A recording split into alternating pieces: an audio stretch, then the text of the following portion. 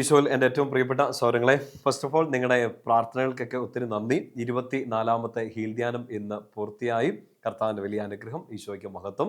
നമ്മുടെ അടുത്ത ഹീൽ ധ്യാനം നടക്കാൻ പോകുന്നത് 25ാമത്തെ ഹീൽ ധ്യാനം നടക്കാൻ പോകുന്നത് ഓഗസ്റ്റ് മാസം 13 മുതൽ 16 തീയതി വരെയാണ്. അപ്പോൾ നിങ്ങൾക്ക് ഇതിന് വരാൻ താല്പര്യമുണ്ടെങ്കിൽ പ്രത്യേകിച്ച് ഈശോയുടെ പ്രിയപ്പെട്ട യുവജനങ്ങളെയൊക്കെ ഒത്തിരി സ്നേഹത്തോടുകൂടി സ്വാഗതം ചെയ്യാണ്. ഈശോയുടെ സ്നേഹം അനുഭവിച്ചറിയാൻ കുറച്ചു നേരം കർത്താവിൻ്റെ കൂടെ വിശ്രമിക്കാൻ, അവിടുത്തെ വചനം കേട്ട് ഈശോയുടെ അടുത്ത് ആരാധനയ്ക്ക് ഇരിക്കാൻ, നല്ലൊരു കുമ്പസാരമൊക്കെ നടത്താനുള്ള വലിയൊരു സ്നേഹത്തിൻ്റെ ആഹ്വാനം നിങ്ങൾക്ക് ഞാൻ തരികയാണ്.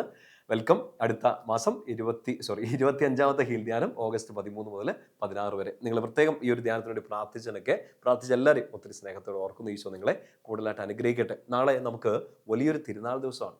ഇന്ന് രാത്രി കിടന്നുറങ്ങുന്നതിന് മുമ്പ് നിങ്ങളെ ഞാൻ ഈശോയുടെ കയ്യിലോട്ട് മാത്രമല്ല കൊടുക്കുന്നത്, മാതാവിൻ്റെ ഹൃദയത്തിലേക്ക് പ്രത്യേകമായിട്ടൊന്ന് പ്രതിഷ്ഠിക്കുകയാണ്. പ്രത്യേകിച്ച് നമ്മുടെ ഈ ചാനലിൽ കൂടെ, നമ്മുടെ ധ്യാന കേന്ദ്രത്തിൻ്റെ ചാനലിൽ കൂടെയും ഒപ്പം എൻ്റെ പേരുള്ള ഫാദർ ജിൻസ് ജിംഗ്ലെ എന്ന പേരുള്ള ആ ചാനലിൽ കൂടെയൊക്കെ കർത്താവിൻ്റെ വചനം കേട്ടുകൊണ്ടിരിക്കുന്ന എല്ലാവരെയും ഇന്ന് മാതാവിൻ്റെ ഹൃദയത്തിലേക്ക് ഒന്ന് പ്രതിഷ്ഠിക്കുകയാണ്. എന്താണെന്നറിയോ? നാളെ ജൂലൈ 13 തീയതി വലിയൊരു തിരുനാൾ ദിവസമാണ്. നമ്മുടെ പ്രിയപ്പെട്ട പരിശുദ്ധ അമ്മയുടെ വലിയൊരു സന്ദേശം നമുക്ക് കിട്ടിയ ഒരു ദിവസമാണ്. റോസാ മിസ്റ്റിക്ക മാതാവിൻ്റെ തിരുനാളാണ്. നിങ്ങളെല്ലാവരും തീർച്ചയായിട്ടും അതിനുവേണ്ടിയൊക്കെ ഒരുങ്ങിക്കൊണ്ടിരിക്കുകയാണെന്ന് അറിയാം.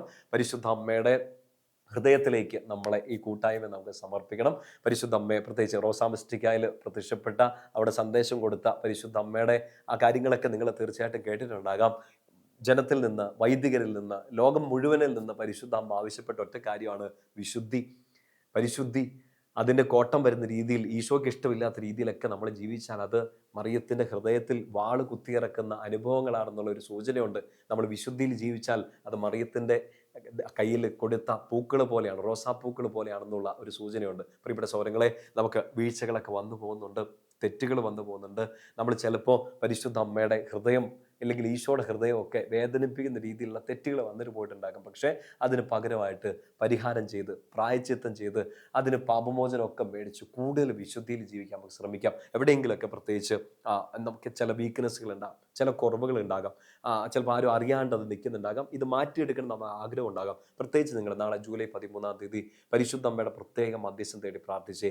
മാതാവേ, ഈശോയുടെ അടുത്ത് പറയണേ, എൻ്റെ ഈ കുറവ് എനിക്കിതിൽ നിന്ന് കയറി വരണം. ചിലപ്പോൾ നിങ്ങളുടെ ദേഷ്യ സ്വഭാവമായിരിക്കാം, ചിലപ്പോൾ പെട്ടെന്ന് തൊട്ടാവാടി സ്വഭാവം, ചില കോംപ്ലക്സുകളായിരിക്കാം, എന്തോ ആവട്ടെ, ചില ദുശീലങ്ങളായിരിക്കാം. ഇതിൽ നിന്ന് കയറി വരണം എന്ന് ആഗ്രഹമുണ്ട്. പ്രത്യേകിച്ചൊന്ന് മാതാവിനോട് പറഞ്ഞ് പ്രാർത്ഥിക്കുക, വലിയൊരു അനുഗ്രഹമായിട്ട് മാറും.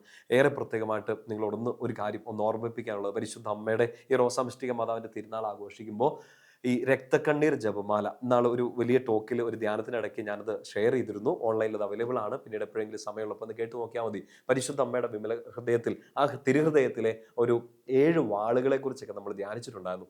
ഒരു മാതാവിനുണ്ടായ വ്യാകുലങ്ങൾ, $7 ഓഫ് മേരി, അല്ലെ, മാതാവിന് ഈശോയുടെ ഈ മംഗളവാർത്ത, ഈശോ ജനിക്കുമെന്ന മംഗളവാർത്ത കേട്ടതിൽ പിന്നെ എത്രയോ സങ്കടങ്ങളാണ് പിന്നീട് ഉണ്ടായത്.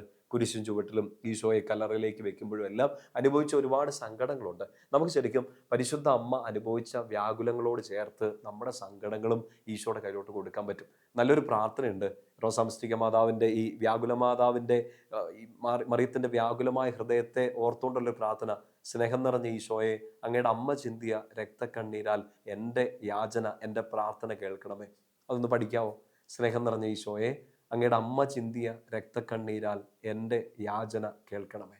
നമുക്ക് പരിശുദ്ധ അമ്മയുടെ രക്തക്കണ്ണീർ വഴി അമ്മ അനുഭവിച്ച ഓരോ സഹനങ്ങളും ഈശോയുടെ മുമ്പിലേക്ക് കൊടുത്തുകൊണ്ട് ആ വേദനകളുടെ യോഗ്യതയാൽ നമ്മുടെ പ്രാർത്ഥനകൾ ഈശോയുടെ സന്നിധിയിൽ കൊടുക്കാം.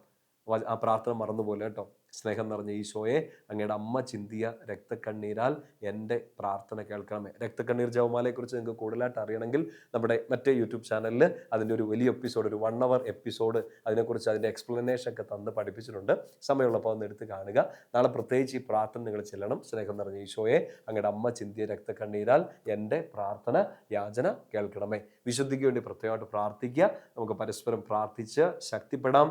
ഈശോയുടെ ഹൃദയത്തിലും പരിശുദ്ധ അമ്മയുടെ കൈകളിലും വിശുദ്ധിയുടെ റോസാപ്പൂക്കൾ കൊടുക്കാൻ വിശുദ്ധമായൊരു ജീവിതം എനിക്കും നിങ്ങൾക്കും സാധ്യമാവട്ടെ. ശാന്തമായിട്ടൊന്ന് കടന്നുറങ്ങുക. കർത്താവ് അനുഗ്രഹിക്കട്ടെ. പരിശുദ്ധ അമ്മ നിങ്ങൾക്ക് വേണ്ടി ഈശോയുടെ അടുത്ത് സംസാരിക്കട്ടെ. നമ്മുടെ കർത്താവ് ഈശോ മിശിഹായുടെ കൃപയും പിതാവായ ദൈവത്തിൻ്റെ സ്നേഹവും പരിശുദ്ധാത്മാവിൻ്റെ സഹവാസം കൂടി ഉണ്ടായിരിക്കട്ടെ, ഇപ്പോഴും എപ്പോഴും എന്നേക്കും. ആമേൻ. ഈശോ മിശിഹായ്ക്ക് സ്തുതിയായിരിക്കട്ടെ.